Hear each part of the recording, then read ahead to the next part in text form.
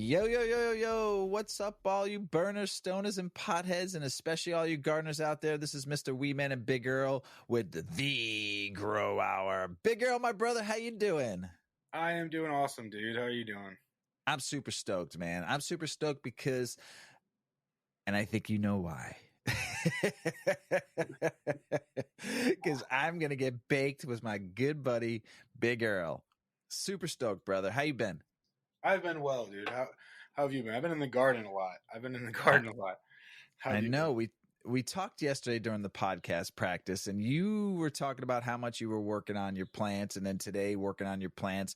Tell me a little bit about what you got going on right now. Some of your while we're smoke session right now. Talk a little bit about what you got in the hopper coming out. Any new breeds? Any new stuff you got coming out right now? Any new launches you got coming out right now while we smoke? I'm smoking Yeet. This is grown by me. And what are you smoking on? Blueberry sangria. Not my I'm selection, but I grew it. fucking fired up to smoke that when you come back over to the fucking his house. I'm so fired up, man. When you told me you grew that, I was like, oh yeah, I'm fucking fired up. It was a So, good selection too. Whoever made the selection was a good selection. oh man, I'm stoked. I can't wait. I can't wait to fucking try that, brother. I'm really serious. But I mean, all that lineup. What else you got coming out? What else you got coming down the pipe? I've been doing a lot of my own testing. So like the whole Stanky Haze line's finally down. Gonna be dry here soon. We got a nice sour strawberry preservation I just started that's looking really, really nice. The male is just getting pink little freaking ball sacks and has red petioles, which is just the stem between the leaf and the main stalk. And it's just strong and bushy, and it's a bog preservation, bushy old grower. He was an awesome guy. I never had the chance to meet him or do anything like that, but he was an awesome dude in the industry and did a lot for the plant. And I'm super excited at these plants, honestly, because the seeds I have are like 7 or 8 years old, something like that, and they pop so fast. They're all very strong. But yeah, and I got some other photos. There's every tray is just full of these testing this, testing that. And lots of fun stuff, man. The pictures you've been throwing out on Insta has been insane. I mean, just like the colors and this, I can't smell anything. All I can look at is the colors and the way the trichomes are and the way that everything is looking. It's just been amazing. If you haven't checked out Big Earl's Instagram, Earl217, or I Am the Real Regal Beagle, I'm telling you right now, take a look at those beautiness of pictures he posts almost every day. It's wonderful looking at your stuff because it's so pretty, So, but the last episode we just did, it's not out yet. It'll be out soon. The one we did with Alebrije and Hummingbird. What a fun show we had with those two knuckleheads, man. They were fucking great. Oh my God, a lot of laughs, a lot of great information about autos and about fem autos and just what they got coming down the pipe and what you've worked with them on and with Hummingbird. Dude, just a great show. So hopefully everybody enjoyed that roundtable discussion. And we're going to have them both back on their Burping in the Bag episode. So we're super stoked to have Hummingbird back on and then Alebrije and talk about some new stuff that they want to talk about on their Burp in the Bag episode. So hopefully everybody are enjoying the roundtables and the Burping in the Bags and all the fun stuff we've been doing lately. I mean, it's just been such great shows and great guests we've had on, and you and I don't get to really do our own shows. So when I get to do one with you like this, our just the straight Mr. Weedman and Big Earl show, it's special now because we are booked up for the whole year with guests. Few of just Big Earl and I doing shows, but more and more guests coming on. So hopefully you're enjoying the Grow Hour and what Big Earl and I are putting together, and just having a whole hell of a lot of fun. Just getting baked with my buddy and just talking weed. Can't beat it. On a Monday night. It's been great, and like our guests have been great, and it's been like everything's been so much fun, dude. Yeah, it's been awesome, man. So this one, we're going to talk about how to determine a good run, a good home grow run, a good caregiver run, or something that you're doing. And if we have a little time too, we'll revisit some clone. We're going to talk a little about what Big Earl is doing on some clone if we have some time in the show. If not, we'll bring it back up. But so determining a good run is not only what you are producing compared to others in a similar conditions or situations, but how well your garden is currently performing compared to your average. Yeah. So, what Big Earl is going to be talking about, he's been running through like kind of like what a good home grow run will get you between weight and quality, between your lighting, between as we never forget, airflow, that we'll talk about in a little bit, and then also like the cost of it all, like what you should be like basically. Expecting or thinking Yeah, you're going what's to coming spend. out of your bills, not only just your normal everyday household bills that you pay for, but what it costs to run a good grow and what that's going to cost you. And somebody like Big Early has been a caregiver for a long time now, is going to break down some numbers for you too, which is really, really cool, because I don't think we've ever talked about any of this before, and to really see what you may or may not be spending for your home grow, because it does cost Yeah. money, and what your yield should be or can be by being a home grower, and what your overall expense will be versus what you're going to what you're going to get back in that yield you grow. Plus, also, we're going to talk a little about some quality, which I'm super stoked about, because quality is key when you're growing your home grow and you want a good grow. I mean, we always make jokes like, hey, you just plant it, you're going to get something. But there comes that point where you get to the point where where's the next phase of my grow can be. Like when I first started home growing, I knew the first 3 or 4 grows weren't going to be the great. I got good weed. I'm not going to lie. I got decent weed. I got good weed. I got an okay weed. But when I got better at it, I saw the yield, but I also saw the quality get better. Yeah. Because I learned and learned and read and learned. You gave me a lot of good knowledge and people who I've listened to and read more about. But watching each grow get better and better is such an experience, to where you know when you're kind of getting there, or you may or may not, or should be there by then, so Yeah. you'll know by when you smoke it and you smell it and you touch it and you taste it. So let's get into this, will you? Let's talk. Enough talk for Mr. Weedman. Let's Big Earl go into weight versus quality. It's more than just weight, but let's start there, Big Earl. Let's talk about it. I'm going to be able to get baked on this show because I don't know shit. So this is all you, my brother. Have fun at it. Yeah, I mean, we've talked about weight. Everybody talks about weight, gram per watt, which is what we're going to talk about mostly, because I think a lot of our audience is more of that basement grow, home grow caregiver type audience. But square foot, how many grams you have per square foot is what a lot of the larger gardens look at. But quality, it's this market now. You have to have the best, no matter. There might be some areas out there where the black market's very heavy, or it's really hard to get California weed or whatever. I'm not saying anything about anything. I'm just saying, if you don't have really good weed, good luck getting it, like being able to do your craft. That's all that I can say about that. So we're going to start with weight. How to increase your grams per watt. We talked about this a little bit, but we're just going to go into it a little bit more. Give a little bit more info.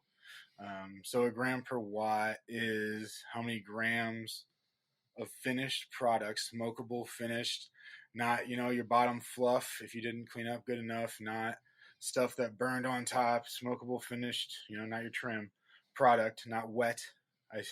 I see people sometimes when I was in the shop would come and be like, "Oh, I just hit this number," and I'm sitting there, I'm like, "What the fuck?" And they give me their wet grams, and I'm like, "Oh, well, this is wet, dude.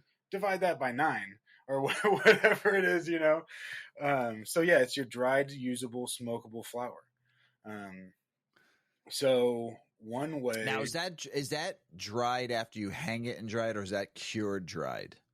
I mean, I think you could say either one of those. I think realistically, it would be like sold dried. Like if it cured for a month and it's sold, then that's that's when you're comparing your prices. If you're selling the cannabis, or if you're on the other side of that, your home grows and smoke dried. If you're smoking it in 1 year and it's really, really dry, then you might want to change some things up a little bit and try to pump out more harvests. There you go. Um, a lot of this stuff. So I do know in our past stuff, when talking about building our grams per watt, we never brought up a guy who has a lot to say about that, and that is Dr. Bruce Bugbee. Um, he goes in scientifically. If you guys want something really fun to watch, Maximizing Cannabis Yields with Dr. Bruce Bugbee. It came out like 3 years ago. He claims in there anything over a 1.5 EC is going to give a salt stress on your roots. We run way higher than that generally. My flushes What are is real quick? What does EC mean again? electrical conductivity. It basically is measuring how thick your water is. There is a parts per million conversion. The reason we use EC, and we've gone over this too, but we'll go over it again. The reason we use EC is because when you talk about parts per million, there are different levels of parts per million.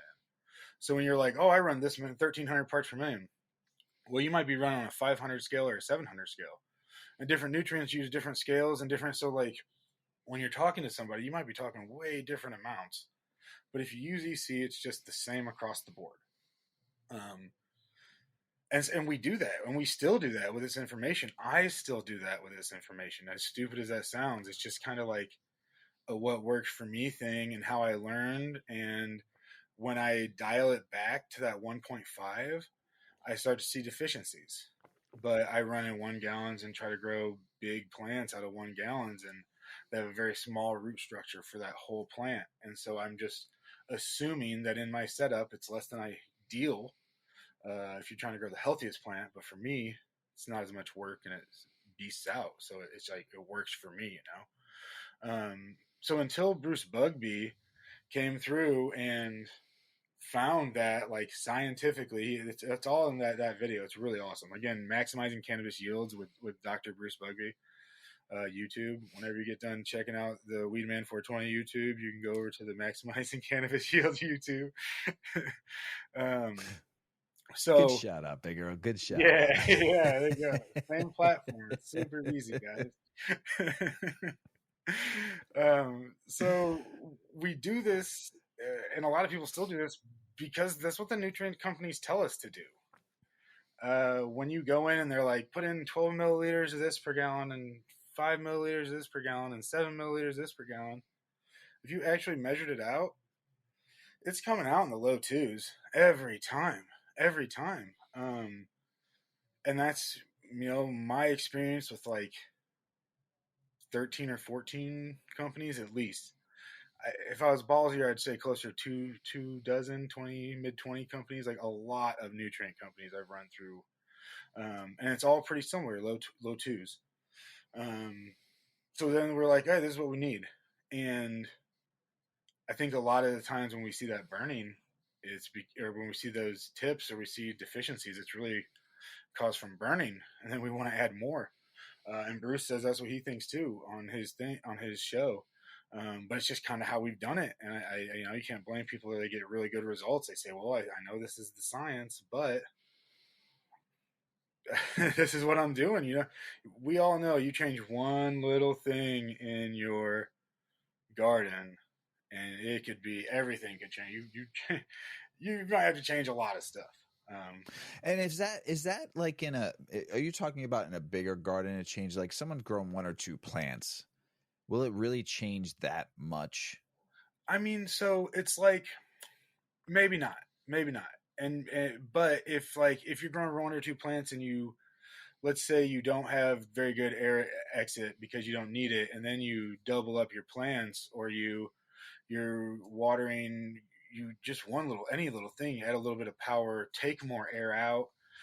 All the little things can just, so even when we're talking about something as simple as EC, to me, I might not be able to recognize what it would do, but I would imagine that something's going to change, and there's some kind of something. I'm just going to have to be on the lookout for anything that changes in my garden, because there's so many little things, like the time of day that I water to compensate so I don't overload my DHU, because when I overload my DHU, it hits the plug it's on. And so if I can spread, it's just like stupid little things that everybody's garden is going to be a little different with. Yeah, gotcha. So, and if there might have been somebody before him, and I just don't know. That's just the things I've seen. I know he's very popular in the cannabis industry. That's what I heard from. He's also who with that EC, he runs a 10% runoff, but he doesn't ever do a flush. Yeah, when I read that, I was like, whoa, okay, Yeah, so it's a really different. low EC. I'm assuming it probably does do a little salt buildup, but I believe he said like when you get up over that 1.5, like there's if you're flushing out, um, that you're just get stressing your plant. And we do stress our plants like on purpose. So that might be a reason that somebody's seen some kind of increased quality in their plants because there's a stressor. That might be something really stupid to say, you just never know. I know that people use stressors like insect frass, I believe, is one of them where it tricks the plant into thinking it's being attacked by bugs. It's like shells of bugs and stuff. And Uh, is that because it'll bring out the trichomes more, the to keep like because it's thinking it's being attacked, so it's throwing out more trichomes to keep the bugs away or from yeah, eating it, or maybe deer or anything like that. So it's just throwing out more and more juice right into those exactly right. trichomes, the scent and stuff. That's pretty neat. I Yeah, fucking had no clue. yeah, and there's little things like that where it's like, well, when we talk about getting our LEDs really close, well, that's like a lot of times you get those trikes building as like a sunburn prevention kind of thing. If you thought about it with us, um, and so when you change a stressor like that, you might notice, you might say, well, shit, if I bring down my EC, my quality goes down. And that might be because you're taking a stressor out that wasn't killing or destroying your plant or hurting it that much, but was hurting it enough to boost an immune system or something. Just, I mean, who knows? All kinds of crazy shit happens in the garden. Um, and so I talked about before how I run like a 2.2 on average, like from a 2.4 to like a 2.0. But I do 15 to 20% runoff. I do flushes. I cover my EC. If my EC gets up or over like a 2.7, 2.8, I flush pretty good. Um, and I do see burning on the tips of my leaves. And it's stupid to say, hey, this is burning. That's what's best for them. But I follow that kind of as an indication, if that makes sense. I'm saying, hey, I'm really close to this line, and I know I'm pushing it a little bit, so I'll drop it back a little bit. But I usually wait to see that until I drop it back. And if I was a better gardener, I would, be able to predict that. But I run different cultivars every fucking run, so it's like it's hard. But a better gardener could probably predict that better, you know. So, or if I was running a lower EC, I definitely try that. How do you get the EC lowered? Like, how do you lower your EC? That is the flush. Okay. So there's two different ECs. There is going to be the EC of the water going in and the EC of the water coming out. To Oh. tell if you have a buildup, you know what's going in, you measure what's going in, and you compare it to what's going out. So if you usually run a 2.0 EC and you say, okay, I got 2.0 going in, and you're measuring coming out, it's like a 3.5. Well, that's a average of what's going in also. So you can assume that your soil is sitting higher than that, and you need to flush it and flush it. And that's what, like when I flush, sometimes my flushes are 8 or 9 days, and sometimes my flushes are like 4 or 5 days, like my straight just water flush. And it all depends on what's coming out of the pot. So are you measuring your water before you pour it in with your EC, the thing that you told me to buy, the blue lab thingy that has the EC and measurement in there, right? That thingy that I fucked up on 2 tree times. That is the one. If you listen to the Grow Hour, you've heard the story, so I don't need to tell it again. That is the one. And then you catch the water when it's coming out, and you measure it again. Yep. And that will tell you your buildup. And Okay. eliminating that buildup. This is all talking about weight. I think a lot of people are limited by their salt buildup, their burns. I think that, according to Dr. Bruce Bugby, almost all of us probably are. But I think a lot of people are probably a little bit more than they know. And so being able to read that runoff, being able to know, hey, you can, less is more, and you would be amazed by when you get that right, your plants will take off. And that's since I've gone organic soil, I less is definitely more for me. I mean, yes, I do add nutrients, but very, very like less. Like I probably give because I'm running soil. I'm not doing nutrients every day at all. And I don't even water the plant every day. And you know, I mean, I probably my watering cycle is like every 2 days most of the time, especially, you know, you're doing the old finger test or you have your little meter or Yeah. whatever, you know, but 2 to 3 days. So on that cycle, what I do, this is just what I do. I remember my first couple of grows, I over nuded the shit out of it. So, and then talking with you and then listening to Alabrije and Hummingbird and a few other people, and especially Alabrije, less is always more. And he talks about Yeah. autos, but I even think too, Especially when with you're all running, yeah. And I think with soil too, I think less is definitely more. And yeah. especially organic soil, when you're doing a 70-30 mix, like I do, 70 soil, 30% cocoa, you know, I do a lot less on the nutrients and I see a way better plant because I'm not over, and I'm talking about, like, I'm not even putting a shit ton of nutrients in my water. You know, I mean, I think I'm giving it just the right amount to where it's thriving in a better productive manner from what I seen. Like, I don't fucking, I Yeah. might be talking out of my fucking ass, but I'm getting good yields and I'm getting good quality bud because Oh yeah. I'm not giving it more than, it's just like it's just like a human being. If you give it, if you eat more, what happens? Then your body doesn't do anything with it. It either stores as fat, Or and just you go. fucking have no energy Yeah. because you're eating stuff that your body doesn't need to take calorie wise. So the kind of way I look at a plant, yes, it's different species, of course I understand that, but I look at the way I treat my body is the way I want to treat my plant, Sure. kind of thing. I don't know. Like I said, I could be talking out of my ass. Well, that doesn't surprise me at all, dude. Because again, according to Bruce Bugby, who we're gonna just be, you know, kind of using his information as a baseline here. 400 parts per million is sufficient, and that's pretty much the air outside. So if you guys are breathing downstairs, your parts per million and CO2 are probably decent in there. Did you add that mushroom bag? Yeah, That first grow definitely with has it. a decent in there. And so your Yeah. plant's probably you're probably running a really nice EC lower than most, and that's what you're seeing, exactly what Bruce was saying in the maximizing cannabis yields video, you know. So, but that could be another reason too. We say every little thing can change stuff.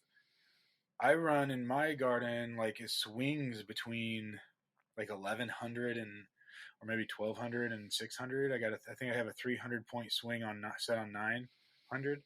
So it goes up to 12 and then drops down to 6, then turns back on and goes up to 12, then drops down to 6.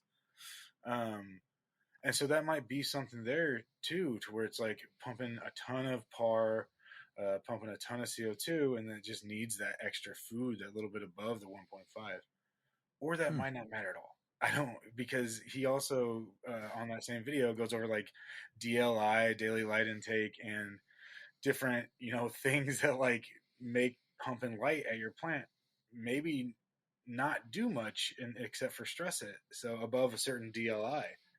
And so it's like, I don't know, but I can see the CO2, the higher CO2, definitely doing something. The more light, I don't know. I don't think it would matter much. Gotcha. Um, so making sure you're looking at your actual wattage into light. Yeah, and we've talked about that a little bit, to where every day, guys, I'm not even kidding you. The last 3 lights that went out on me is no, they're under a warranty, 5 year warranty. I've had them for a year and a half, 2 years.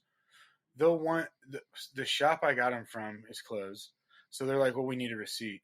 The one model hadn't even been out for longer than like 3 years, and like, we need a receipt. And I was like, "This model is not 5 years old." I get the receipt. I send it to them. They still want, like, they aren't honoring their warranties, and they're Mm. doing this by getting bought by other companies. Sometimes the other companies are owned by the same people who own that company. Um, I don't know. You know, I'm just talking about the companies that I've been dealing with, and so it's a reason. We've talked about building your own LEDs. These people are only really giving you like a 6 month or 1 year warranty anyway. At least that's what the last people were like. Oh, well, it's actually only 1 year for a free exchange. And I was like, what are you talking about? It's under warranty. I get a free light.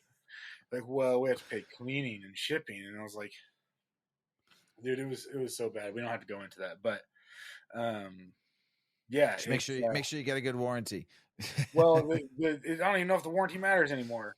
But Oh a lot of man. these light companies, what they do are, there's two sides of this. So those are the really nice light companies that was just talking about. They're like, ooh, 5-year warranty, 10-year warranty. They're like throwing that word out there. It doesn't mean shit.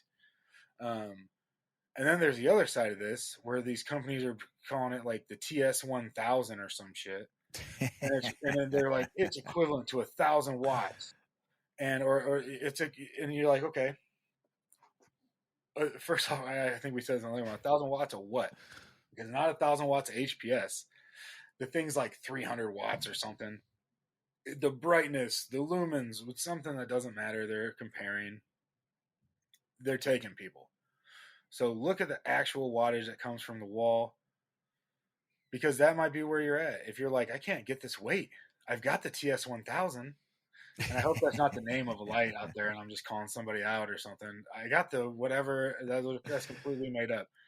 I got the Weedman 1000, and you go in there and look, and you're like, well, this Weedman 1000 only pulling 300 watts from the wall. What the fuck?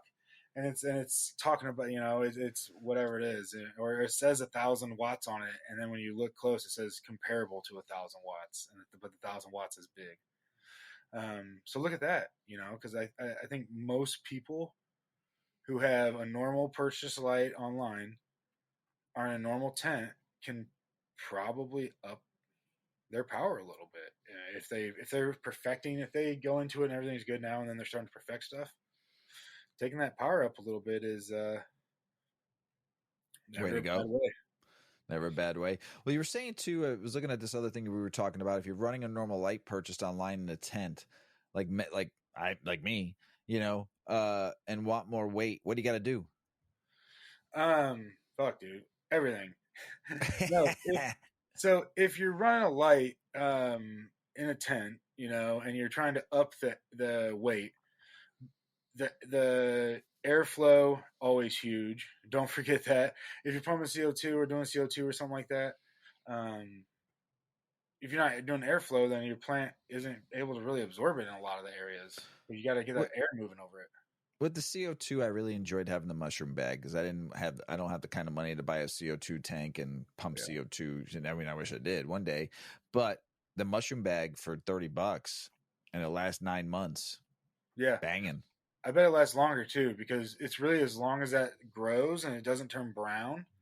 And I had tons of different samples from different people, and they were all super like pretty com- comparable.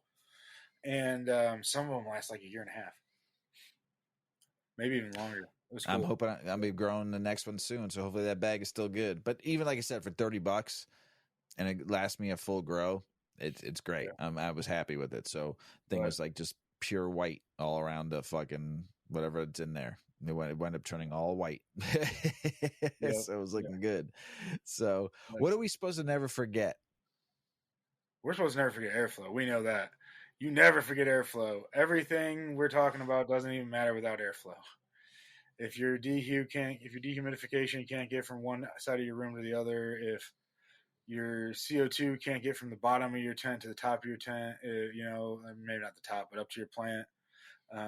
If your heat is building up somewhere and you got 90 degrees one place, 70 degrees another place, there's not shit you can do. You have to get that air normalized and mixed and together. But as far as growing more in a tent, so here's to grow more in a tent. We've talked about Tell me, up tell in the me. I want the to know how to gram. grow more. I Grow want to know more, how to grow grow more. more. More Um, weed, more weed. so if we break this down for what I would do, and so right now I run 1,800 watts in a 32 square foot area. Okay, that's a 4x8, and I run 1,800 watts of LED over that. My parts per million CO2 bounces just like I was saying from 12 to 600. My par bounces around, but it's usually close to 2,000. Um, I forgot to actually write my par on here. I'm trying to remember back to my last reading, but I'm pretty sure it's usually close to 2,000.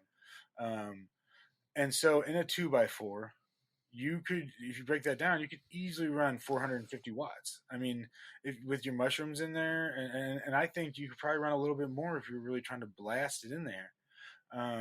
You need to get some exhale, so some exhaust, so the air doesn't get too warm in there. You can get that in and out and get your CO2 raining down. Um, and so off that 450 watts, we're talking about gram per watt. This whole thing's about weight. So LED. Let's start with HPS because that's what people used to have. That's what people used to go to, and we can talk about the difference with LED, and you can see why everybody went to LED. When I was at the shop and I was running HPS, what it seemed like 1 gram per watt, people were very happy with. That was really what a lot of gardeners were around. 1.3 grams per watt was what the people were smashing at. Wow. And that's, I mean, so if you think about that 450 watts, 1.3 grams per watt, just off the top of my head, holding my maths right on this, but that's like 600 grams. And so 600 grams is close to 600 grams. That's like, pound and under a pound and a half, pound and a quarter. So 1.3 grams per watt times 450 watts, you said, right? Yeah. It's 585 grams. 585 grams. So you're right there. You're right there. Pound and a quarter pound. Yeah. Off of that 110. And that's not bad. But then you go to LED, and what we were seeing in the shop, and granted, too, this was like 3 years ago. So these LED doesn't seem like they're getting, like they kind of plateaued for a second on how great they were getting. We're understanding spectrum more the last few years, but the LEDs themselves have stayed pretty similar as far as like which ones people are using. You see a lot of that advertising, full spectrum lighting. Now, that's the big word you see on all the new lights. Full spectrum. You need that full spectrum light. Yes, that is. And you know what? It's not only nice, the plant doesn't only love it, but it's really easy to look at your plants and like be like, oh, that's a little yellow and stuff like that. But anyway, LED. A good LED runs about 1.5 grams per watt. So that's above a great HPS run. And a great LED run is about 1.8. I've heard people say they get better. That's my experience, and that's from what I've heard at the shop, the shop I worked at. I've heard people online and seen all this and seen all that, and you just never know with that. People getting way more than that. You just never know. But from my personal experience and the people around me and standing in front of me and talking about plants and going over weight and power and helping people out with their gardens, the LED was like the 1.5 to 1.8 for like good to great. That's good, man. For a little home grow. That's good. I mean, if you're doing 1 point, I mean, that's what I think I'm getting. You know, like I said, this last grow, I got three OZs dried. I was happy as hell. Yeah. It's when you talk about, it's almost like a double-edged sword, right? Because it's like a lot of these states have such ridiculous plant laws. And it's like, okay, but also with 5 plants, you can smash. Yeah. You get 5 plants in 5 2x4 tents and get a pound a plant and do that 5 times a year, and all of a sudden you're legally growing 25 pounds. And you're banging. Don't get me wrong. And your friends love you. Yeah. And don't get me wrong. That is hard to do. That's a big job. That is not what 99.9% of people are doing. I don't think license or like at 5 plants are sufficient. You can't hunt medicines. You can't find the things that help you. You can't say, hey, I really like this strain. Now I'm going to go through 100 of them and find the one that is really, really good for me. Like, and that's the biggest benefit of this plant to me. Everybody takes it differently. So how are you going to find the plant? Even when you're working with a caregiver, you can't expect that caregiver to go through hundreds of plants just for you. And then you sit down and you try hundreds, you know what I mean? Like you have to do that. And you can't even do that legally. You can't even it's hard to do that legally with 72 plants. You cannot do that with 5. So, and that's what it is. It's the law is placed there. It's everybody's so scared of being like, oh, they're going to grow all this, going to grow all that.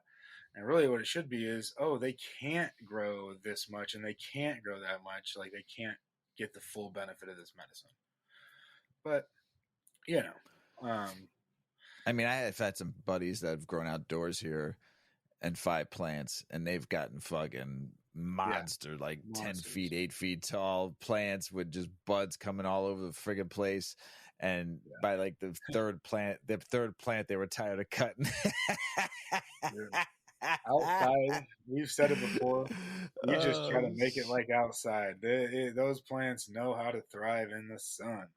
yeah, my buddy, he got like a ridiculous amount off of all of his plants, and he goes, "I was done by the third plant." He goes, "I didn't even want to cut anymore. I was just cutting branches and drying and just giving the whole branch to people because he was done."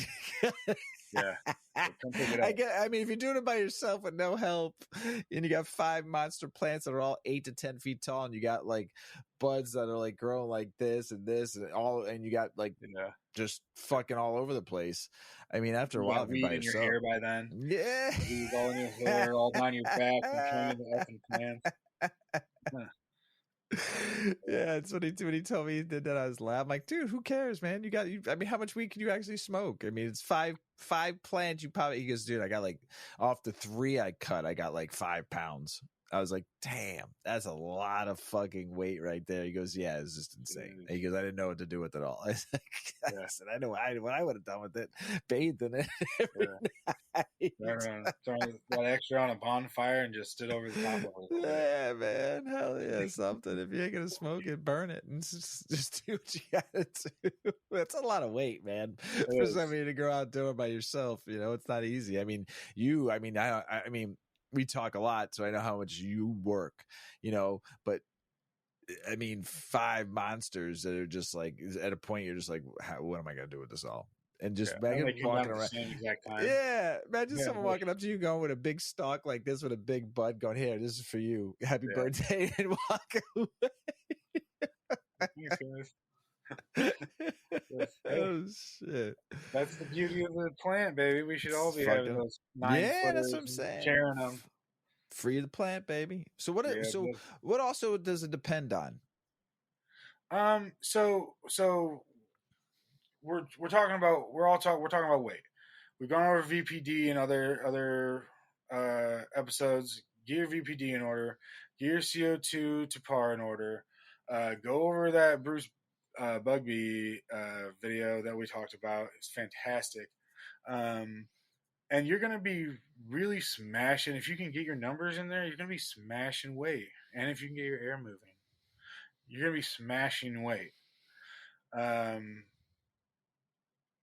To me, we went over all the information. The easiest way for me to do this is to write it down. When I'm getting a new garden going, a new area, even starting like if I get a new dehue or, almost anything, I'm writing things down. You have to write things down.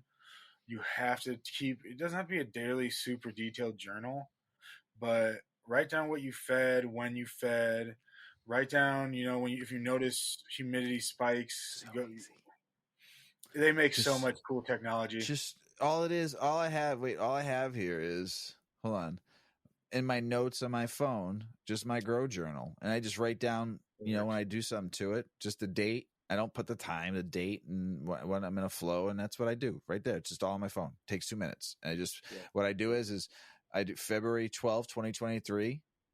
Was when I started the last grow.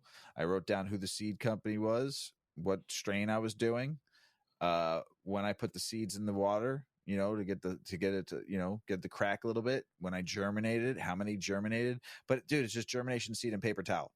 Just to remind me on 2/14, so I can keep track of the date on 100%. Timeline wise and what I have to do.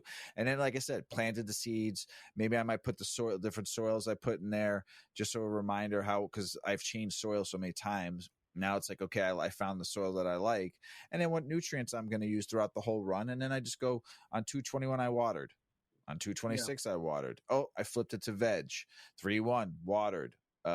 Switched it to a 3-gallon pot. Went from the cup to the 3-gallon mixture, and then I mixed Coke. That's all I do. And it's so simple. So simple. I mean, like I said, it's all I do. It's not very hard. It's everything, because you can go back to that. You say, man, this plant was a little big, and you want to grow that same cultivar again.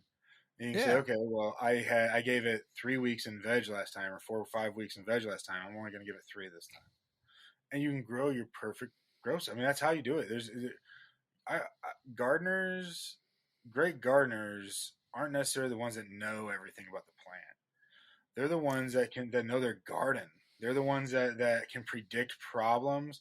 They're the ones that can say it's raining outside, and I know my whatever isn't going to work well, and I'm going to have to, in the morning, I'm going to get up and I'm going to open that tent up and I'm going to get some air moving out, and that's just what it is. And it's hard to get to that point if you're not writing things down and going back over them and being like, oh wait, last time, okay, yeah, I got to do this. I'm going to change my watering to this time, and try to get some of that humidity out of there. Whatever it's going to be, But it starts with writing it down. So, Yeah. it's, and so we went over quantity, which was some old information, some new information, hopefully tied together and help some people. But it really doesn't matter, right? If it's not good, if you're Quality, like, hey, baby. yeah, What do they say? Quality over quantity. Quality over quantity. I want quality weed. Unless you're just fucking growing weed to sell it, and you don't care what it's like, and you just fucking want to grow, as much as you can, or you don't really care about your quality. But man, let me tell you something. When you get to that point where the fucking quality really matters, and you understand it better, when you finally get the fucking like the terps that you're looking for, the taste and the flavor you're looking for, the overall look of the bud, also the effects you're going to get from the high that you're looking to grow. That's when you're getting that fucking quality you want, Also, we always talk about what is to get good quality is buying what? Good genetics, right? 100%, Good yeah. genetics. That's how it starts. That's the very beginning. No, that's 100%, and it's I think that there's a lot of people that maybe haven't had really great quality flower. Because to me, I've had a lot of great waxes, a lot of great extracts, a lot of great everything in weed, and I'm not knocking anything with anybody, but the perfectly delicious flower, especially when it's like hunted through and you can see sisters' expressions, and you get that one plant where you're like, oh, it's so delicious and just so much better for me. Like to be able to roll a joint of that and then a joint of something else and go back to that and be like, oh yeah, I'm gonna get that chem or cheese or whatever back in my life. And so if you can grow 20 pounds in a 2x4, that's awesome. But if it's hay nastiness, nobody's gonna want to. We're not gonna be able to get rid of it. It's not. It's gonna be, there's two different ways. You'll be able to get rid of it. It just all Yeah. depends on who's buying it. There's people out there. There's some people out there that don't care about the quality. They just fucking want. If it's getting them high, that's all they care about. You're gonna sell it. Don't get me wrong, but when you get to that connoisseur kind of stage of cannabis, and you really understand the plant and the flavors and the smell and the esters and the flavonoids and everything else that comes around it, when you really understand it, it takes you to a different level of smoking. It's an art. Yeah. It's an art, because it's like, somebody, not only it goes all the way to the genetics, like you said. It's the genetics. Somebody selected this plant out of all the other plants of this genetics. Somebody selected this plant. Then somebody grew it to perfection. Then somebody cut that down and dried it to perfection. And then since then, somebody has been curing it and burping it every single day. Like literally every single day. Somebody has been, and so when you get that kind of love into something, like it's a real thing for me. It's a real thing. Like you can, when somebody has been burping their fucking weed. Yeah, if I had time to talk about burping weed, I'll tell you what the fuck happened to me last night.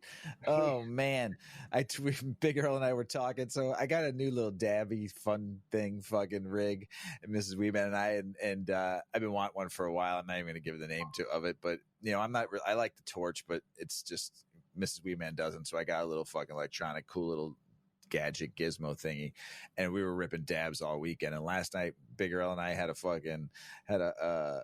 podcast practice, and I was ripping them from before we talked to like throughout the podcast practice, and I'd forgotten to open my jars to burp them.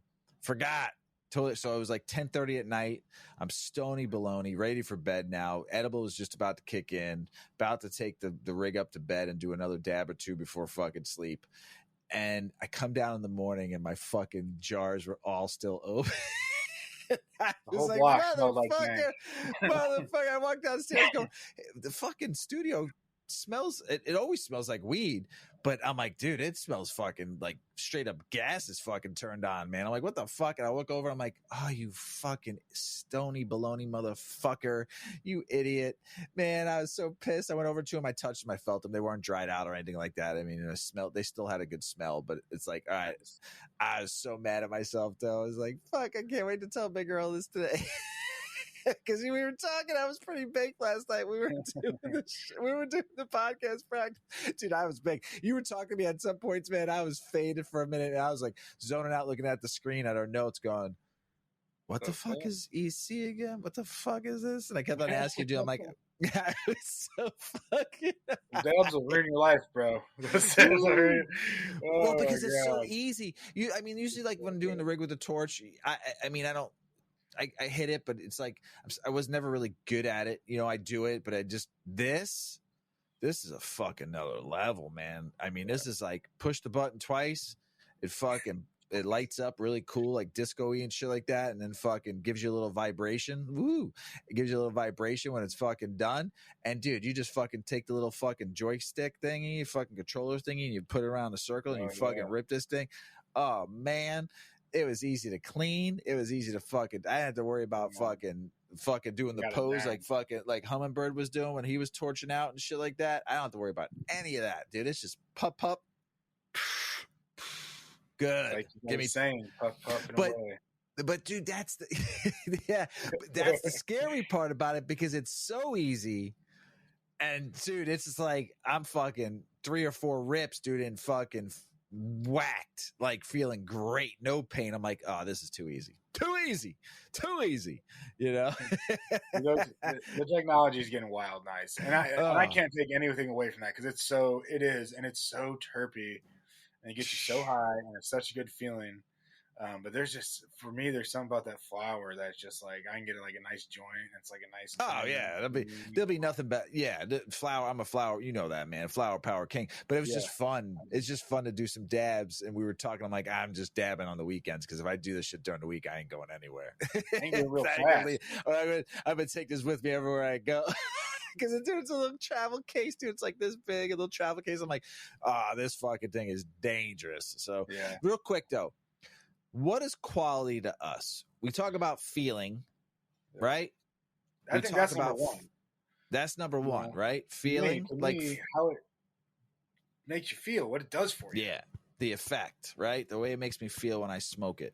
Like, do I feel good? My ailments feel nice? Like, I need my bad back problem. Does it make me happy? Does it make me think too much? Does it make me frustrated? Do I get aggravated? Do I some strange, you think too much and all of a sudden you should get aggravated with your fucking self and you start talking to yourself going, well, fuck you, man. No, fuck you. And then you get mad at yourself, right? So it's that feeling of how that bud, it's that feeling of how that bud makes you feel. Then flavor. That's like the number 2 with most of you pollen chuckers, and you're looking for that cultivar that's going to give you that banging flavor. You're right. And and then you got me. I love the smell. I taste through my olfactory glands. I don't, like I told you, I've fucking got shitty taste buds.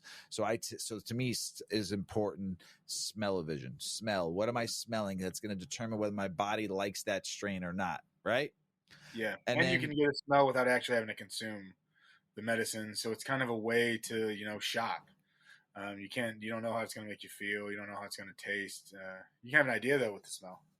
Right. And then we talk about smooth smoke. We want smooth. You don't want, and that determines on your flushed, right? When you flush your weed, right? That's what a lot of people talk shit on flushing. We've already talked about it. I think it's organics to salts. If you're running straight 100% organic, you probably don't have to flush. If you have a huge salt buildup, don't flush and let me know how it goes. That's all I can say. Yeah. That's all I can say. And then how you're drying it and curing it right is going to get you that smooth smoke. Now, I had read this years ago. Is it 100% true that for a smooth smoke, that when it's totally ash white, That means you know you got all the nutrients out of it. You know when you that's what I've read, and I've heard that years ago, even before I started the show. But then when I started researching more, everyone says when you cured it right and you dried it right and you got all the nutrients out and you flushed it out correctly, or if you don't flush it out, if you use organics, you're gonna have that white ash, and that's what you look Yeah. for when you're smoking it. Now, like I said, that's what I've read. I don't know if it's 100% true or not. So I think that there is a miscommunication there a little bit, not with what you're saying, but with how people talk. Because I think some people call it white ash, and some people are like, "Well, no, it's not white; it's gray." I think it's it really is a more gray usually, but you call it the white ash. And all I can say there, because there is a lot of, we can't pretend that we really know anything about anything unless it comes out, all scientifically backed fucking, and still then we really don't know um, full context of a lot of this. But for me, when I have not, there have been times, where I've like, you notice a couple of bananas popping out on a plant. I hunt a lot of seeds. When I notice bananas, I chop. So there have been time, and I have a different tent outside my flower room. I very rarely get caught with bananas. But they do pop up, and I just know I'm not going to use that lineage. I'm certainly not going to grow that plant again, but I might grow a winter there another couple times, but I'm not using that lineage no matter how good it is because I'm not progressing that herm. I don't test enough seeds to be like, hey, these aren't going to herm at all. And so the best way for me to make sure that people buying my seeds aren't going to get hermed plants is to say I'm never working with anything that shows that. But yeah, I think that that's a pretty good indication. I think also though, this because I've seen straight white weed ash. I think the gray is better than straight white, and I've heard people talk about how terpenes and different things don't actually burn straight white.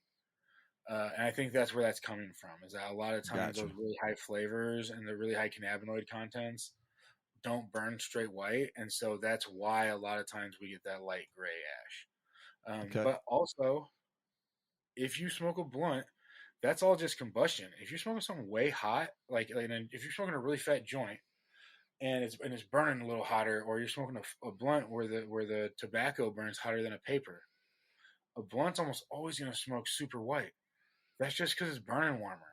And Right. so sometimes I see these people be like, "Oh, the whitest weed I ever smoked was so shitty, this or that," and it's like, without knowing the full context of that story, if you're smoking out of a blunt that's burning hotter, you could have some very, what would burn very dark in a joint burn white in a blunt or in a bowl. If you roast the shit out of it, and you're like, it's white ash. Like fuck, all the piece of wood in there, it's gonna go white eventually.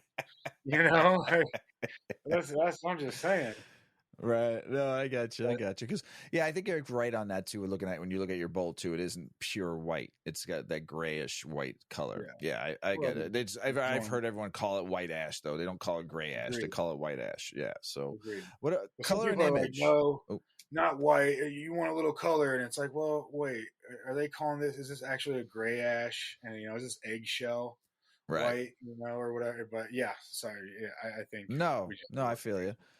Color and image. Colors and image of the plant, right? And what do you mean by image? just how it looks. Just because something's purple doesn't mean it's fire. Just because something has a lot of color doesn't mean it's fire. People do weird stuff, man. You can remediate weed. You can do weird shit and different, especially if you're so. One good thing about the legal market is they do actually test the weed, so you're not getting some stuff. When you're going through the home grow, you really need to know that person or trust that person to know to say, hey, I'm pretty sure. So it never hurts to ask. If somebody's Yeah. growing organically or really cares about their plants, they're going to be pretty excited to talk with somebody about it, especially if you value that. So when somebody's like, "Oh, you're organic or anything," to me, I'm like, "Yes," And I don't grow full organic, but I talk to them about what I do to organically and my organic pesticides and why I think they're superior. And as long as somebody's going to listen to me, I'm probably going to talk to them about Sweet. it. And Here, what sorry, about no. So this is something we've never talked about before, and I'm super stoked. how to determine your money in per pound or ounce for dry flower. This is big. This is for all you home growers out there wondering, like, basically, like, what it's going to cost, like, what it should cost you versus like Yeah. your yield and everything like that. And just like, it's pretty cool that because Big Earl's been doing this for a while, he has it dialed in because it's his business that he does as a caregiver. So he has this dialed down to like what kind of money, will be spent or you can make or whatever, or what it's basically like what your yield is based off of money. Kind of cool. I Yeah. love it. Teach me, Big Earl. I mean, it's a quite, I mean, it's hard to get into it not knowing, how much is this going to cost? How much am I going to get? And really the answer is up to you. The more you put in, but, also I don't know the depths on the like extraction side, but I've been told if you have a good washer, something that can hit like a GMO, I've been told GMO hits 5 to 6%. Again, I don't have anybody wash any of my stuff. When I take my trim and stuff, I do just random edibles and different random stuff. Sometimes it might go to like a BHO type thing, but not like the live rosin or anything like that. But I've heard that you can get more value by getting that fresh rosin, that fresh press, that frozen. Um, so this can be a little jumping off for that too. If you're planning, somebody that can run a good extraction, and you say, well, I can do a little bit better than this even. But so when I was at the shop, I know we talked about it. I was at a shop for like 6 years. I think it was 7 years, and it was a badass grow shop. Everybody there had been there for a while. Everybody had been growing gardens for a while. Our customers like expected us to be super knowledgeable. Um, it was like a shop environment, like tons of harassing, tons of inappropriateness. It was a super fun time. But the whole the whole dude, it was especially, I think it was the only, since we were a garden center over COVID, we were considered vital, and so like, but nobody could come Essential, in. baby. You were Oh, bro, considered essential. we were essential, an essential weed shop. When some places you go to jail for a joint, and we are an essential weed shop, just selling grow equipment. But since it was for garden stuff, and what we do is we push stuff out. Since we could push stuff out, we were able to smoke there, bro. It was like game over. I was ready to pick up shifts, just sit behind the counter, take calls, had a few blunts rolled up. I'd cough and I'd say that's not a COVID cough, but like nobody found it funny, but we kind of stupid story. But there, what they would say, the word there was every 1,000 watts of HPS, you spend about $100. That's not just the light, and that is flowering, right? So in veg, you don't use as much wattage, but they generally just kind of think of it the same. But you definitely, 1,000 watts at 1212 is about $100 a month. For me personally, that was a little low. I do have, a DHU, a couple DHUs, and an AC dedicated to it, and I have my house on it also. So that line is a little blurry. Um, but I saw about a 20% drop in my electricity bill. And since my house stuff was on there, I think it would be pretty accurate to say at least a 25% drop than we'd be seeing in just the garden bill, assuming that full 20% drop of the entire bill was all from my garden. Because we all know that can change month by month too. A wet month for somebody with a basement and a DHU can be an expensive month. So I'm just saying, but the reason it went down when I went to LED, not that that matters much. We're talking about price, but more of the light can be absorbed by the plant. You don't lose light to heat in the reflection or the reflector, and so that is really why we see LEDs be cheaper. It's not necessarily that they are more efficient, although I think with their spectrum being able to be dialed in, they probably are way more efficient now. But it's more so that we're not losing our light and converting it to heat in our reflector. So if you were running 1,000 watts of LED, I think you'd probably be looking at like a $75 to $85 per month bill. And this is not just the light, by the way. This is running like, a fan, and it's on average. So if you're running a DHU, it might be a little bit more than that. If you don't have to run anything extra really, and it's just sitting there, it might be a little less than that. I think that's pretty low, though. I don't think you're going to get much less than that. So, like you said, we're going over this because it's really hard to know. Like, how much does this cost? You had your Yeah. bill, and next month it went up $120, and it's like, okay, well, next month we also it was the hottest month, and so was that going up $80? Was that a whole 120 from there? Like, where is this going at? Right. Or if you're just getting started, right? Like you can say, hey, I'm gonna do it with this tent. I'm gonna put 500 watts in here. I'm gonna expect my bill to go up $60, $70, whatever. And it's not going to be the end of the world. Like that's not a huge thing usually. Also, there are some places have hot spots or hot times a day where prices of electricity are like 1.5 times higher.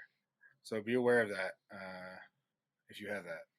Because it's Especially usually last week when it was fucking 1,000 degrees outside. Holy smokes. And everyone's energy bill goes up because everyone's keeping their air conditioning at 69 or 70, unless you're Mrs. Weedman. She keeps our house at 74 all the time, but that's her because she's always cold. But like I said, but it's going to fluctuate sometimes in the wintertime too. If you're growing in the winter and it gets really cold out and someone's really cold in the house, they're going to move that up, which fucks up your whole grow because it dries your fucking house out. So, someone might be a little colder and put it at 73 in the winter. So you got to think it's fluctuating too, because the way you run your household too, so I mean, you got to look at the ebbs and flows of how the temperature goes. Like you might get some great months like right now, like right now it's like 80 degrees outside and 69 at night, and you don't need to run your shit that much. Open up a window, it's beautiful out, at night, and that'll keep your tent at a pretty good. I've seen that where my tent stays at a pretty good. When I just have the windows open, my tent runs fucking on fuego. Like it runs. cool. Yeah. So when it's like 70 degrees outside, man, boom, banging. The house is just perfect. And then the tent is just running perfect, So it just all depends on that ebb and flow. But I'm going to let Big Earl finish this because I want to explain something about why I'm looking at these numbers and how much money I'm saving every year, though. Yeah. And that's awesome. There's no better feeling than like looking at like going through the garden and being like, my shit's on fucking fleek, bro. Yeah. So you can expect you're starting a tent with a 450 watts, 2x4 tent, 450 watts. Got a couple fans in there, maybe a fan outside there, maybe an inline fan in there too. Whatever you're doing, going to a little carbon filter, keeping your negative flow right, keeping the smell out of the house. You got shit perfect. Or you want shit perfect, It's not going to be $1 million a month.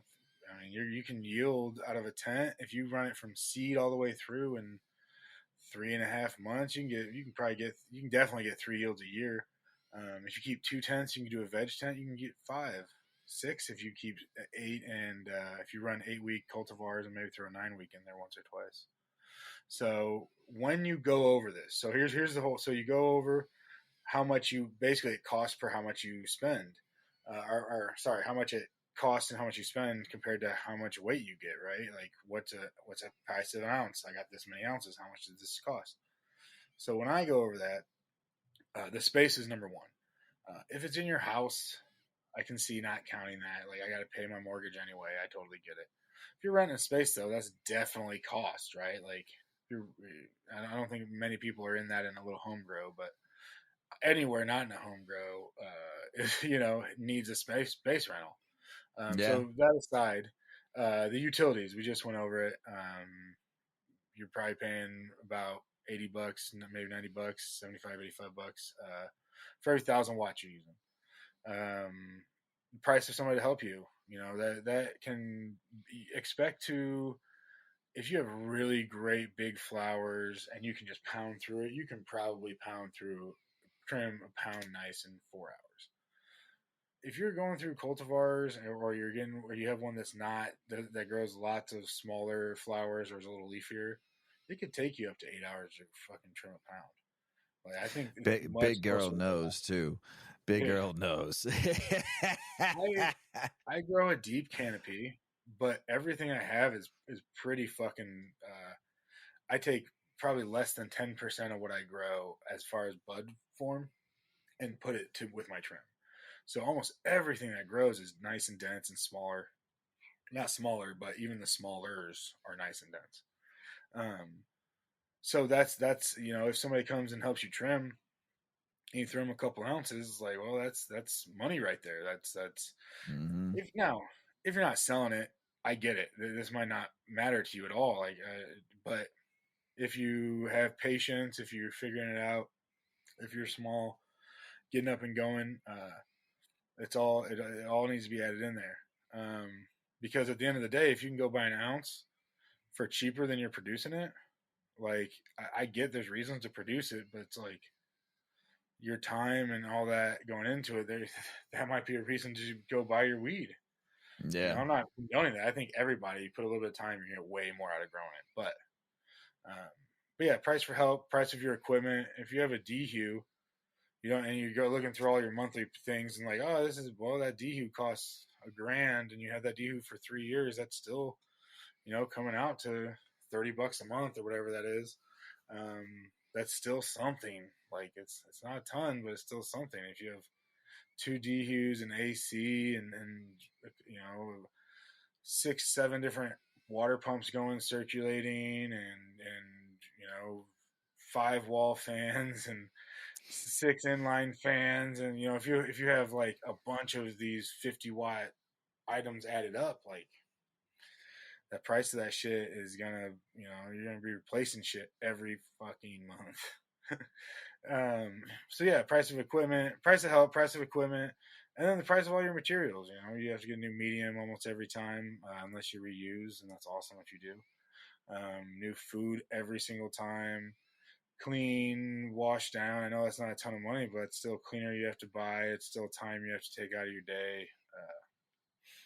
And then you take all that, so your space, your utilities, any help you paid out, your equipment, any material that you have to rebuy, you compare that basically to your overall weight, and you write all that shit down. You say, okay, this grow, this 3 months, this 4 months cost me $600, $700.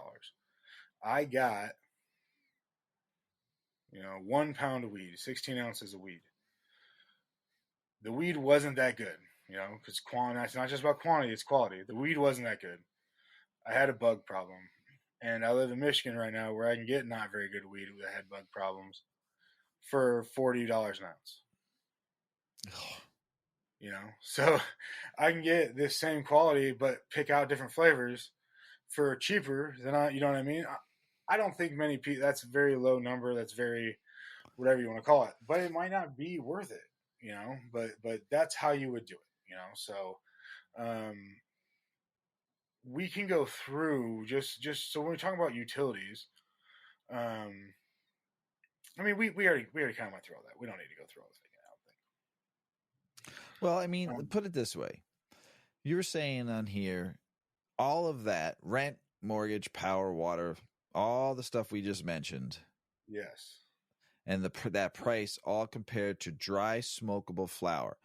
I'm telling you what, if you're going in a state and that's legal to grow, and that state is also legal to go to a dispensary, right?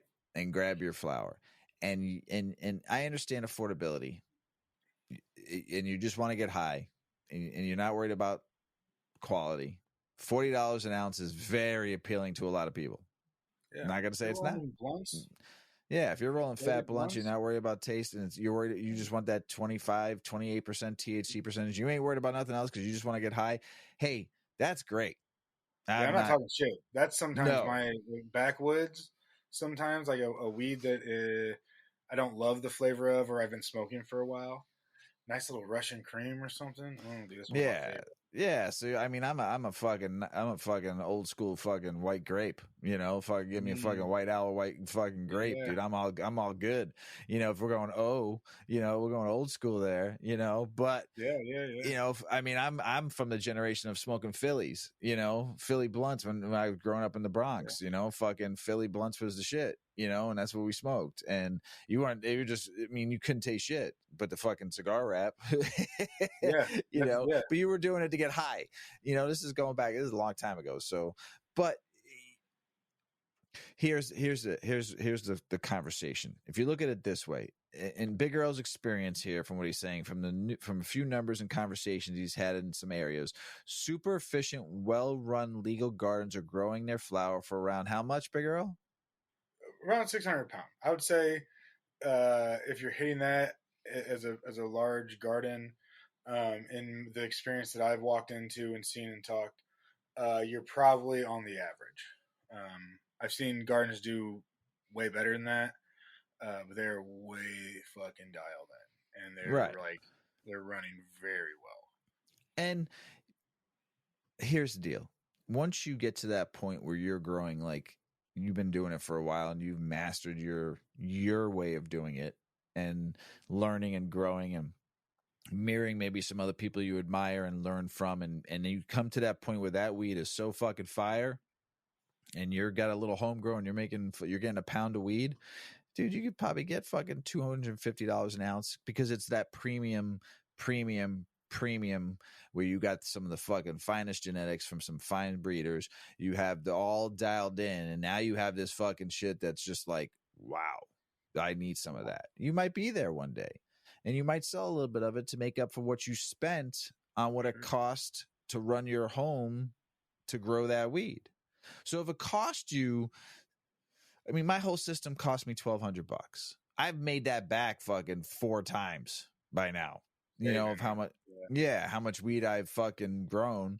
And then also what I look at is I haven't gone to a fucking dispensary and bought flower in fucking 3 years. Now I have yeah, people fucking give me weed from dispensaries and stuff like that to try and shit like that. But I haven't bought myself flower from a dispensary since I got my first grow done with weight. Why would I? yeah, Here in Illinois, I mean, I'm not spending fucking 40, $50 a fucking eighth. What are you at? You're out of your fucking mind. An eighth cost me fucking nothing to grow. And if you look at, yeah. Oh yeah, for sure. you know, so I mean, I'm not fucking ever. As long as I fucking can home grow, and even if I can't, I don't give a fuck. I'm doing it anyway. So with my little setup, you'll never fucking know. So I'm fucking doing it. And I'm saving myself a shit ton of money. And you cannot beat the prices because you don't have to pay for help, specialists, licenses, taxes, fucking labor, fucking rent, No, more, whatever. You don't have to and do you know none of exactly what's that. going on with it. Right. And you could see You from the know, time you fucking put that shit in the water to get it in the fucking paper towel to germ, to throw it in your fucking little solo cup, to get it in your next fucking, and you're watching, you're knowing exactly what you're putting in your water. You know exactly what you're putting in your nutrient line. If you're using it, if you're using organics, your soil, if you're learning how to compost too, which is a big savings. If you're learning how to fucking do that, and everything you're doing. And then it's fucking fun because you meet other people. We've been having, I mean, that's the thing. You meet other home growers and then you're trading fucking tips. You're fucking trading fucking clones if you want. You're trading some seeds. Maybe you bred a fucking one time. Like you get, hey, here's 50 seeds. Have some fun with it. I got a fucking 1,000 of them. Here's 50 for you to fucking have to buy. If you like this strain, here's 50 seeds for you. You get to that point just kind of like the home brewers did, where they're fucking brewing at people's houses, brewing beers. Everyone's fucking giving a 6-pack here, 6-pack there, big fucking 22s. People were sharing at the time back in the fucking 2010 to 2000, still today. But when I was, meeting people, they bring their home brew in, and fucking here's a home brew. Here's a home brew. You get like 2 or 3 home brews. Some of it was fucking okay. Some of it was good. I had said some really, really good home brew. So it just depends. You're going to have that, the whole thing with home growing. You're going to have some okay weed. You're going to have some good weed. You're going to have some great weed. You're going to have some weed that's going to fucking blow you out of the mind. And you'd be like, I need that strain. Can I get a clone? Where'd you get those fucking, that's beans from? And you're going to go to that person. And you're going to buy it. because you found a strain that you like. That's the fun of this whole fucking thing. It's supposed to be about fun. Homegrown is supposed to be about fun. You're home growing. You're learning to love the plant more than you ever did before, because now you're not just smoking it. You're learning about the whole entire beautiful fucking plant that was put on this earth for us. Yeah. Right? And I guarantee you take that somewhere else too. So many people that I know started with weed, and then it's like, well, tomatoes are really close to this. Yeah. Well, peppers are really close to this. Well, what about these other, there's other vegetables you can do like this too? You can use the same food. Fantastic. Yeah. And just put into perspective, because we talked about this, it's about 600 per pound for the big licensed guys. If you ran autoflower seeds, right? And they're popped and cut down in 80, 85 days. You flip them in that tent, 14 days. You take them out, you trim them up. That's 100 days. You can get 3 yields off of one single 2x4. Mm-hmm. And if you can hit somewhere close to just the good gram per watt, 1.5 gram per watt, and you're only running 300 watts in there, you're probably talking $600-700 a year in power bill, and you're clearing 3 pounds a year. Sheesh. So just to throw, and listen, it's not just throwing a seed in there. You have to fucking maintain this shit. It's going to be time. It's not like you're not putting time into it either. But if the money is the important part to you, and like you're growing your own meds, if you want to smoke more than you do now and you're at a dispensary, way cheaper financially. A 2x4 isn't going to be 40 hours a week, but it's not going to be 1 hour a week either. No. You're probably talking 5-6 hours a week, especially if you average in trimming. If that, listen, yeah, if you got a little 2x4 tent, take it from me, because I look at the plant a lot and I love to go look at it. I touch it a lot during the day, but that's just me. But if you just got an autoflower and you ran that light 18 hours and you water it, less is more. You water it if you want to do all organic, and you're just letting that, my gosh, man, you're fucking banging. You don't have to do, Mrs. Weedman will tell you, the ones outside that we grew, not much maintenance. Yeah, with the autoflowers. Not much maintenance. Yeah. You're cleaning them up a couple times in flour. That's maybe once or twice in veg. And really, other than that, like you said, the watering. But throwing and trimming, that's the big thing. If you're doing a pound every time, you're probably looking at an 8-hour shift to trim that tent. But that's just a single, it's just a Saturday. Yeah, man. Throw some good tunes, light up a fucking joint, and have some fucking fun and enjoy it. That ain't work to me. That's Zen time. That's relaxation to me. Big Earl, you have a nice operation. You're a caregiver. You got a lot of work to do. But for a home grower like myself, that's Zen time for me, where I'm just going, no one's bugging me in the back of my basement. No one's fucking coming back there. Yuki, that's about it. Come and checking on Mr. Weedman, see how he's doing, give a little nudge. But dude, I'm back there looking at that plant, throwing some music on, having a good fucking time, listening, learning, just fucking looking at the beauty of this, looking around my tent, seeing if there's anything going on with it I need to fix, whatever. But that's relaxation to me. And if it's not to you and you're looking at it more like a job and you're getting stressed, take a break from it. Because I don't want, no, that's not what it's supposed to be. And there's going to be a lot, probably just like homebrew equipment. Eventually, there's probably going to be a lot of fucking equipment for sale because people just did it once or twice and guy was like, I didn't get anything. This sucks. I'm done. No, do not do that. You're going to fuck up. You're going to make mistakes. You're going to get something. No, keep on pressing forward. Keep on learning. Keep on growing. Keep on just fucking throwing a seed in the fucking shit and fucking let it sprout up and see what you get. Just go and do it. Don't fucking give up. Do not. Follow if you're, watch drops. Watch what people say. But it's just fun. It's just fun. It's just nice. We have a good little group chat going on our with a bunch of, we call it the Vipers page now. And if you want to join up, just fucking shoot me a DM. I'll introduce you. A lot of growers on there now and breeders on there now. We've had a lot of fun, a lot of ball busting going on and memes and stuff, but just people like we have like Alabrije, Hummingbird, you, Mike from Straight A on there now. Some really good breeders and growers, and people are sharing their picks and shit and talking. And it's just been a good social community of just people getting like to learn, and that's why I started that page. But just also to fucking see what people are smoking too is kind of fun. But it's just getting some groups. There's Discords out there that people are going on Discords and starting these Discord chats, and they're teaching people how to grow. There's plenty of stuff on YouTube. The one thing is that you're gonna fuck up. You're not always gonna have the best fucking grow. You're gonna get frustrated at times, but don't take a breath. If you got to take a break for like I always give myself a good break. So after I get done with a grow, I take usually like 2 or 3 weeks off because I can. Okay, I'm not doing this for a living. I'm doing this because I love it. It's a passion.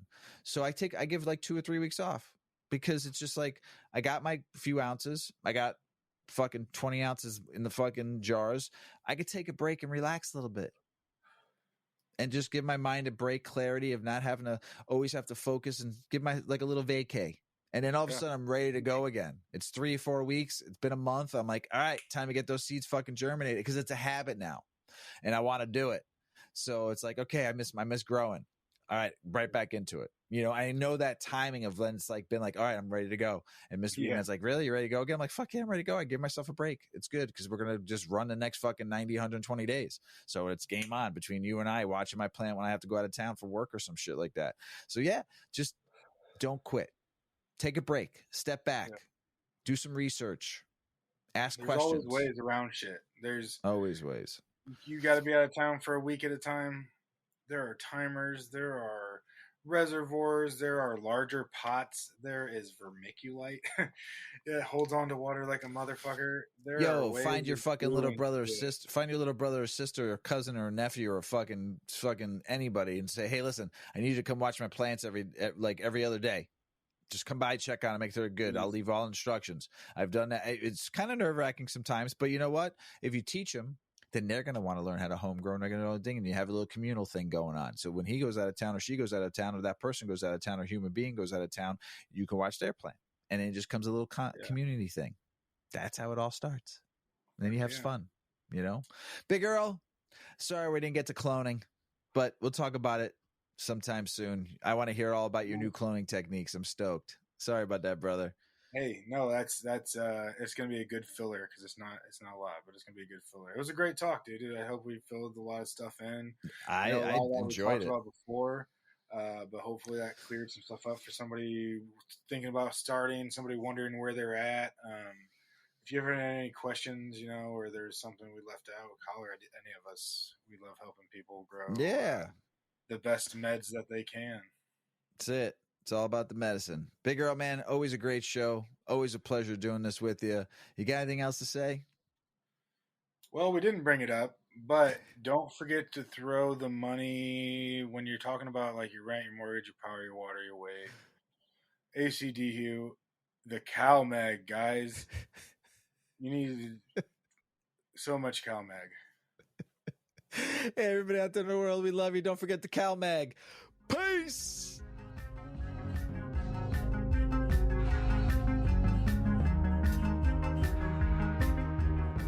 Check out our cannabis lifestyle brand online at 8decades.com. Our custom smokes and accessories are perfect for your coffee table, bedroom nightstand, or kitchen counter. They're designed for you to show them off. The Canna community is also loving our hemp and cotton blend t-shirts, sweatshirts, scarves, and hats, finished off with our 8 Decades logo. We've got some awesome long-lasting goods that will be your favorite for years to come. 8 Decades, because a 9th decade of cannabis prohibition isn't acceptable.